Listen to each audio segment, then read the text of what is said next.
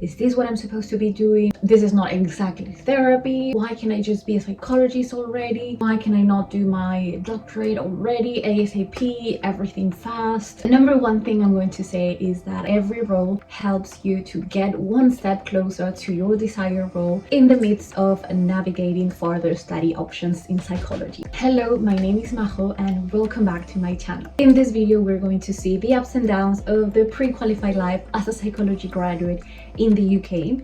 I came to study a commercial master's in psychology 2.5 years ago. It's going to be 3 this September. But breaking the main points of my career, I would summarize it this way. I studied business back in Peru, that's where I'm from, and then I spent 3 years in HR, and then after that I came to the UK to study psychology, and whilst studying I was a teaching assistant at a nursery school working with 3 to 5 year olds. After that, after 1 year, I got my second role as a full-time employment advisor at a non-for-profit, working with people that had complex barriers, helping them gain sustainable employment. And after that, I'm in my current role, which is in the higher education sector, working in the careers and employability team. And in the midst of all of this, I moved 4 times flats whilst studying / working in London. Right now I'm in my 4th flat and fingers crossed I'm gonna stay for at least 1 year. And even though moving flats is not really career related, I still wanted to mention it in case you're thinking of moving abroad, studying, working, you plan to rent. This is just normal, like moving basically every year or every 2 to hopefully then of course gain that stability in the long term. But all of these moving flats and also the part of the changing roles is part of the journey, especially to gain the relevant experience. As I said at the beginning, every role helps you get one step closer to your desired role in the midst of figuring out further studies in psychology. So navigating my career here and not being able to go to my parents' house because I'm not from here, it is very challenging. However, it is also beautiful. Now, one of the ups I would say is literally that, being able to step out of your comfort zone, which probably I wouldn't have been able to do if I stayed back home. By studying psychology, I have found a lot of things about myself. It is part of the career, but also things that serve me in life. And in the midst of all of this, adapting to this new culture has also allowed me to discover new faces of me and has basically changed me forever. I am a completely different person than I was almost 3 or 4 years ago. Now onto my personal experience about the pre-qualified life in which I'm still in. I would say the biggest up for me would be my support system, and it doesn't come for granted. I had to build my support system in order to feel supported and in order to be able to again navigate these confusing ups and downs of adapting and also figuring out next steps career-wise, flat-wise, and much more. Also, this has helped me. One of the huge ups of this has allowed me to discover myself in different scenarios, working in a nursery with children, then working in a non-for-profit, then working in higher education, then moving to this flat, then moving to the next one. Like, it has allowed me to be resilient and adapt quite well, not perfectly, but adapting eventually to every phase basically of this life / career journey. And currently in higher education, I am not in my ideal role. Definitely not. I would like to be in well-being, mental health, those types of roles within it, higher education, but I'm not there yet. And I've decided to just let go of the pace that I think it's the one that I should be in. So I've stopped being impatient and frustrated by the things that I cannot change and decided to just let go of that control, be more patient, and this has shown me definitely how to be more resilient. And one of the downs, there has been so many, but I would summarize the downs with those moments along the past 2.5 years that I've experienced this, like I said, frustration, this, is this what I'm supposed to be doing? This is not exactly therapy. Why can I just be a psychologist already? Why can I not do my doctorate already ASAP, everything fast? But no, Along the way, I have continuously kept on moving, kept on researching, kept on seeking out help, chatting with other teams within my company, like the welfare team or other teams that I'm more interested in, and enrolling in CPD courses, doing workshops. I'm currently doing a virtual 1-year evidence-based therapy course created by the private therapy clinic. And how did I came up, or how did I find this course? Just by Google researching, reading reviews, following other psychologists on YouTube, on Instagram, just keeping myself surrounded by the people that I want to become next, and also just not being still, but at the same time balancing that with also letting go of control, if that makes sense. So keep on moving, but also trusting that whatever will be, will be. Also, on that note, on that CPD course that I mentioned, the evidence-based therapy course, I've realize that it is so important as well to have a niche, to have an area of interest that I want to dig into, which I thought that I had, but it can also change.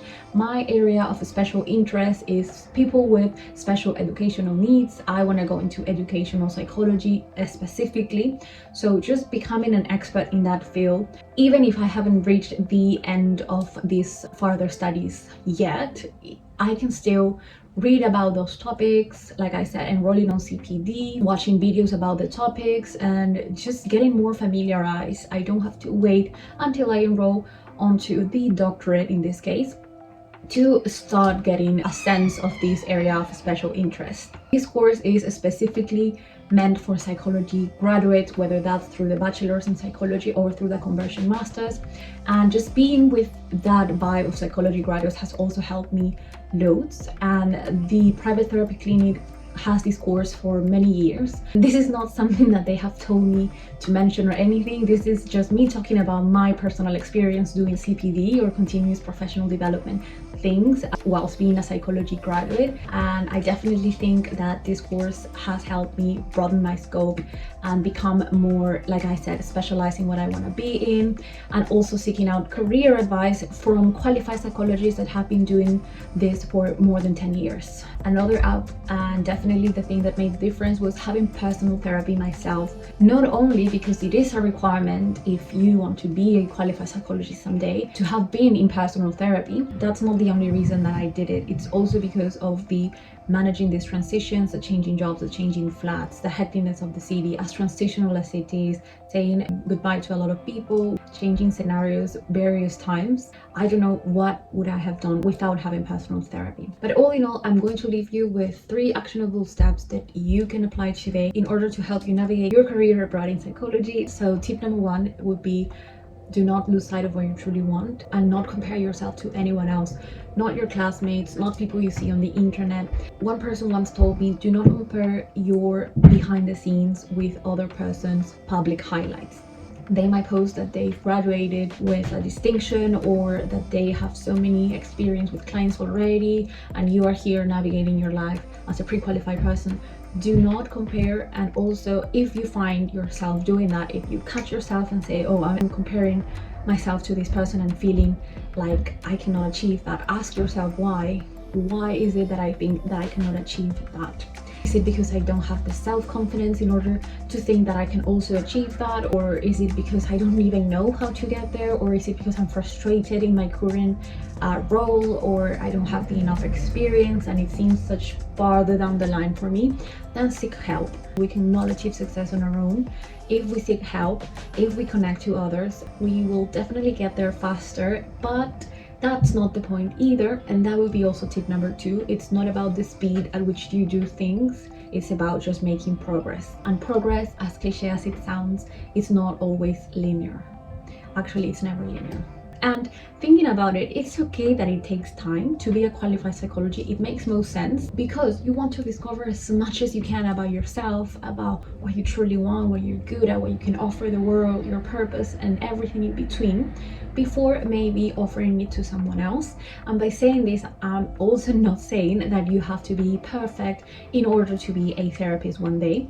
That is also something that could stop you from actually being truly happy. I've also come to realize that maybe also subconsciously I was thinking that I had to be some sort of like a perfect person in order to provide therapy one day. That is way far from the truth. And on the opposite side, it is by accepting our imperfections, by accepting ourselves, that we can then inspire others to do the same. Because at the end of the day, it's just humans helping humans be happier and more fulfilled. It's not magic.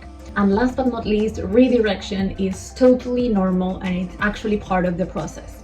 I used to think, okay, I have this idea of this branch in psychology that I want to get into. This is the only branch and I'm gonna get into that no matter what. But then you figure things out along the way and you realize, maybe I can redirect myself towards this other area of special interest in psychology or this other, and it is okay to do that. Life and experience will tell you, and you will know intuitively if the path that you're taking is the right one, or you need to do some minor changes or some big changes. Who knows? Maybe at first you wanted counseling, but then maybe you thought maybe educational, or vice versa. At least that was my case. And who knows what will happen for me and which area am I going to be specialized after all. I have acted based on intuition. Of course, keep on moving, keep on reaching out, keep speaking to mentors, keep speaking to colleagues, keep volunteering, but also let go of control. Let life surprise you a bit. In other words, that's something that I didn't know at first. I was like, okay, no, I need to have a plan. Let's stick to the plan A, B, and C steps. But it's not necessarily like that. It's sometimes messy. And it is also beautifully messy. So stop resisting and let go of control. At the beginning, this took a time to sink in for me. I was like, why would I let go of control? Isn't that the whole point of feeling empowered, like having everything in control? But actually then I learned that it is by letting go of control that I allow the things that are meant for me to come, and hence be more happy in the process than what I had planned in the beginning. Psychology is very broad. There's so many things that you can do. Do not lose focus of why you're doing that, and do not stop moving, but at the same time just trust. I hope some of this resonated with you and serve you as encouragement to keep going on your career as a future psychologist or even a qualified psychologist. If you want to know some of the typical myths that I've heard and that I also believed about studying psychology in the UK, then do not miss my previous video. Also DM me on my Instagram page, which is the same name as the YouTube channel, if you have any questions regarding studying psychology in the UK. I'd be happy to answer it, and also suggestions for other topics that you want me to cover. Until the next one.